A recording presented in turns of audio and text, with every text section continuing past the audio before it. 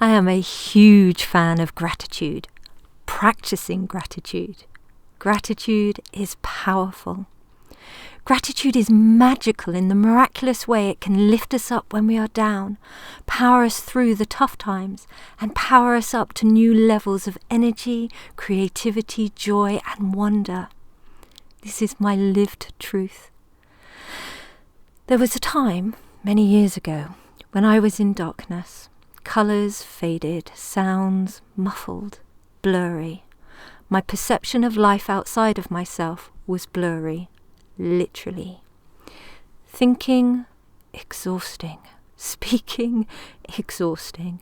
Moving, doing, living, exhausting. I slept a lot, or simply lay in darkness, curtains closed permanently. Fear, shame and hopelessness, my constant companions, the monsters under my bed and in my head. Having almost reached the very bottom of the pit of despair and depression, where committing suicide was the final and irreversible step to the bottom, I decided it was time to rise and live. The most powerful practice that took me from crawling and grasping for the next grip out of darkness to who I am now is gratitude. Not an attitude of gratitude. I had to practice before I started to feel and get close to it becoming an attitude. I am reminded in this moment of Katniss in the Hunger Games series, where at the end she says she makes lists of all the kind things people have done to ward off her nightmares and fears. My practice of gratitude started like that. Lists, bullet points, every day. What powered up my practice of gratitude and so lifted me higher was refining the process to focusing on 3 things per day to write about. I write, I am so grateful for, followed by because, and then go into as much detail as possible, including gratitude for how it made me feel. The more I focused on gratitude, the wider, brighter and clearer my perception became. I felt lighter, more energized, resilient and capable of dealing with the challenges within myself and the world. I went from practicing to feel gratitude and happiness to actually feeling it. On the days I couldn't feel it, I would read through previous entries. There are occasions now when I read old diaries to power me up and through. I can pick up an old diary and instantly be reminded of the people, beautiful people, the good times and good things in my life. Taking this action is like a shot of emotional espresso coffee. Zing!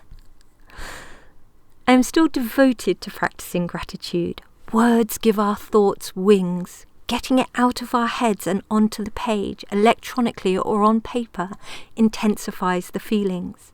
And who in their right mind doesn't want to feel and experience more of what lights them up and feels so good?